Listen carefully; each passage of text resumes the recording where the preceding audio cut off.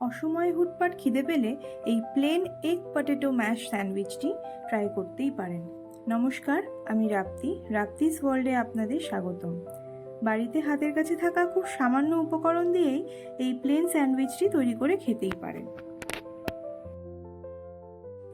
প্রথমেই কয়েকটা স্লাইস পাউরুটির ধারগুলো কেটে আমি নিয়ে নিয়েছি।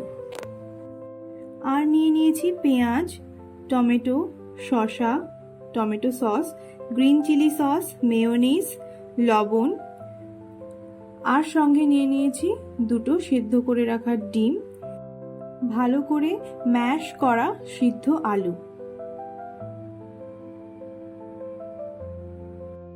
আলুটাকে কিন্তু খুব সুন্দরভাবে ম্যাশ করতে হবে।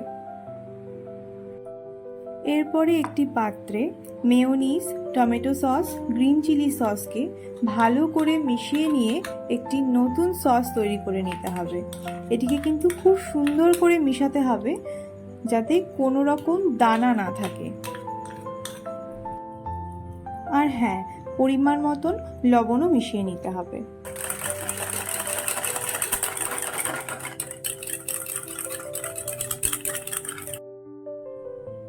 এরপর দুটো পাউরুটি স্লাইসকে নিয়ে তার উপরে বানিয়ে রাখা নতুন সসটিকে ভালো করে চামচের সাহায্যে লাগিয়ে নিতে হবে এবং দিয়ে নেব স্লাইস করে কেটে রাখা শসা।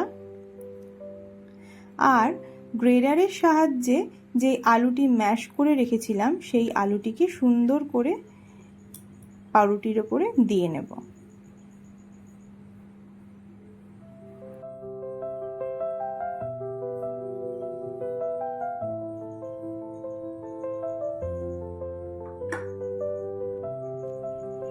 ঠিক একই রকমভাবে সিদ্ধ করে রাখা ডিমটিকেও পাউরুটির উপরে দিয়ে নেব।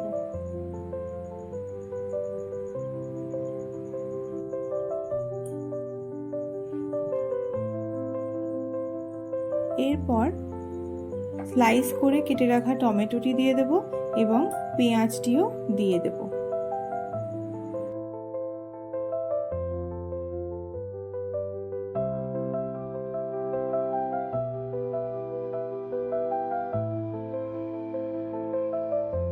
এবার পাউরুটির দুটো স্লাইসকে একটিকে আরেকটির উপরে চাপিয়ে দেব। স্যান্ডউইচ তৈরি। আমার এই স্যান্ডউইচ তৈরির পদ্ধতিটি আপনাদের কেমন লাগলো অবশ্যই কমেন্টে জানাবেন।